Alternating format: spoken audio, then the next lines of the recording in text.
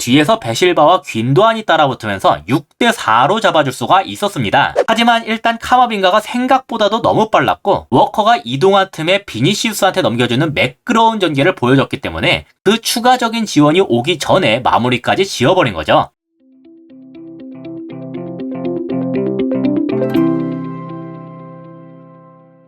안녕하세요. 축구 보는 기자 축복입니다. 레알 마드리드와 맨시티가 1대1 무승부를 거뒀는데요. 오늘 인상적이었던 건 맨시티가 평소에 비해 상당히 수비적인 자세로 나왔던 것이었어요. 득점을 하기보단 실점을 피하는 것을 우선하는 것처럼 보였는데요. 아무래도 레알 마드리드의 홈이었다는 점이 가장 큰 이유였을 것 같아요. 챔피언스리그 최강의 팀을 상대로 하는 원정길에서 무리를 할 수 없다는 판단이겠죠. 그래서 오늘은 그 수비 전술이 어떤 식으로 이루어졌는지와 그럼에도 불구하고 1실점을 내준 원인에 대해 다뤄봤습니다. 먼저 맨시티는 이렇게 4-3-3으로 소개됐는데요. 수비를 할 땐 이렇게 4-4-2로 바뀌었습니다. 데브라이너가 홀란드와 함께 투톱처럼 위치하면서 양 윙어들을 측면 수비에 가담하도록 만든 거죠. 이런 모습 자체는 평소에도 계속 나오기 때문에 사실 그렇게 특이하다고 볼 수는 없는 건데 중요한 거는 그 앞방 라인 자체가 평소보다 낮았다는 것에 있어요. 기존대로라면 최전방에 위치한 선수들이 상대의 최후방에 적극적으로 붙으면서 후방 빌드업을 지속적으로 괴롭히는 모습을 보였을 텐데 이번에는 최후방에 대한 압박이 그렇게 강하지 않았습니다. 일단 투톱만 놓고 봐도 이 둘 중에서 하나 정도만 센터백을 잡으러 가고 나머지 하나는 약간 뒤로 쳐져서 중원에서의 수비를 돕도록 만들더군요. 이건 아마 일단 레알 마드리드가 3미드를 두고 있다는 점이 마음에 걸렸기 때문일 거예요. 맨시티는 2명의 중미밖에 없기 때문에 투톱 중 하나가 도와주지 않으면 숫자상으로 하나 부족하게 되거든요. 뭐 그렇다고 하더라도 평소에 맨시티였다면 잔뜩 올리는 걸 주저하지 않았을 겁니다. 최전방을 내리는 게 아니라 최후방 숫자를 하나 줄이면서 전방에서부터 강하게 압박을 걸었을 텐데 이번엔 그렇지 않았어요. 최후방 숫자를 줄이면서까지 올라가진 않더군요.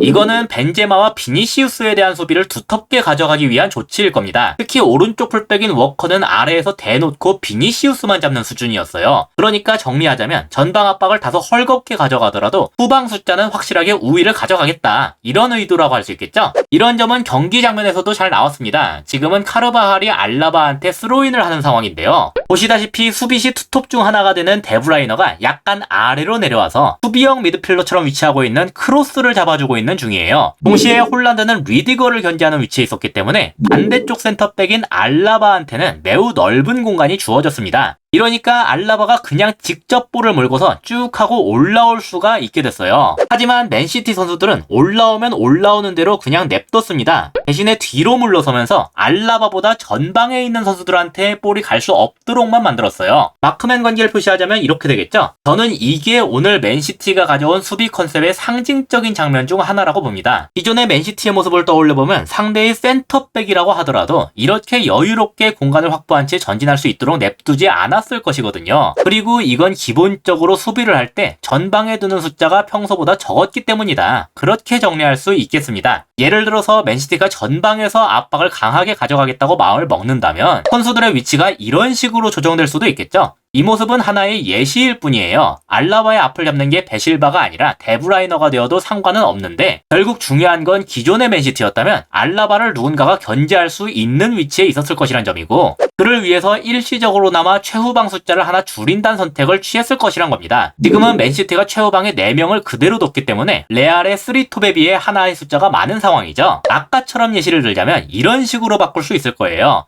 베실바가 알라바를 잡고 워커가 카마빈가를 잡는 거죠. 그랬다면 알라바가 일단 이렇게 편안하게 볼을 몰고 여기까지 올라올 수는 없었을 겁니다. 하지만 이러면 당연히 맨시티도 최후방에 대한 불안감은 높아지겠죠. 특히 상대가 비니시우스를 가지고 있는 레알 마드리드라면 더욱 그럴 수밖에 없어요. 그래서 맨시티는 오늘 레알의 최후방 선수들한테는 어느 정도 공간적인 여유를 주게 되더라도 레알의 중원과 공격수들한테는 더욱 두터운 수비를 가져가겠다. 그런 결정을 내렸다고 할 수 있겠습니다. 심지어 오늘은 공격을 할 때에도 평소보다 전진 패스가 과감하게 나가지 않는 걸 보면 이번 경기에 얼마나 수비적으로 신경을 곤두세웠는지 알 수가 있었어요. 물론 레알 마드리드가 매우 조직적인 수비를 보여줬기 때문에 공간 자체가 잘 나오지 않기는 했지만 그걸 감안하더라도 굉장히 조심스럽게 패스를 한다는 인상을 지울 수가 없더군요. 하지만 그럼에도 불구하고 실점을 먼저 하게 됐는데 사실 이때도 수비 시스템 자체는 작동이 되고 있었습니다. 한 가지 아까와 다른 점이 있다면 이번에 양 센터백들을 맨시티의 투톱이 모두 잡으러 가고 있던 건데 이렇게 데브라이너가 앞으로 가니까 크로스를 잡아줄 수가 없게 됐죠. 그래서 원래는 카르바하를 잡고 있어야 될 그릴리시가 앞으로 가는 중이에요. 하지만 아까와 마찬가지로 최후방에서 추가적인 수비 지원은 올라오지 않았기 때문에 그릴리시가 원래 잡고 있던 카르바하는 완전히 자유롭게 됐습니다. 그래서 지금 그릴리시를 보면 크로스를 가리키고 있는데 홀란드 보고 내려와서 크로스를 잡으라고 하는 거예요. 우리가 오늘 투톱 중 하나가 센터백을 잡으러 가면 나머지 하나는 미드필더인 크로스를 잡기로 했으니까 데브라이너가 알라바를 잡으러 간 지금 이제 크로스는 홀란드가 잡는 게 맞다는 거죠. 그래서 저는 여기까진 괜찮았다고 보는데 문제는 볼이 돌고 있는 저 지역에서 나왔어요. 지금 알라바를 포함해서 3대3으로 동등한 숫자죠. 마크맨 관계를 표시하면 이렇게 되는데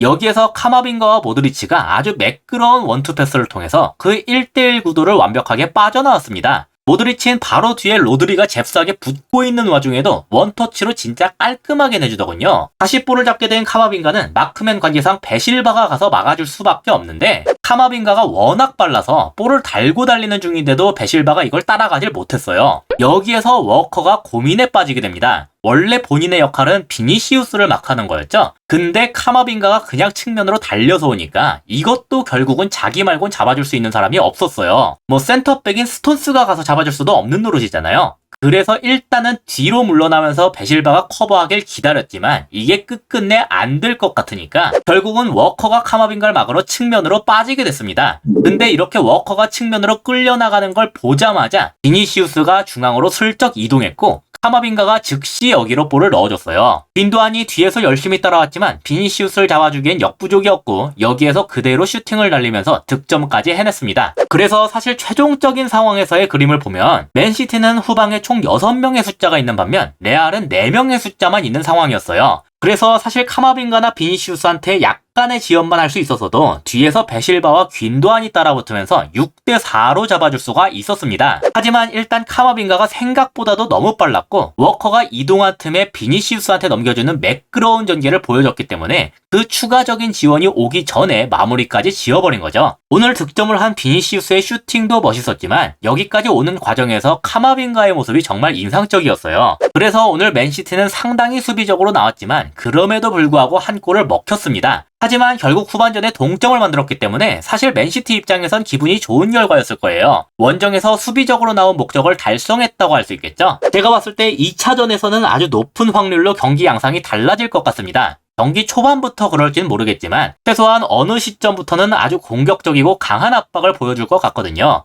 맨시티가 전체적으로 주도하는 경기 양상에서 레알을 뚫어내고 득점을 하느냐 아니면 레알이 날카로운 역습으로 한 방을 보여줄 수 있느냐 그런 경기가 될 것 같습니다. 이상으로 오늘의 영상을 마치도록 하겠습니다. 시청해주셔서 감사합니다.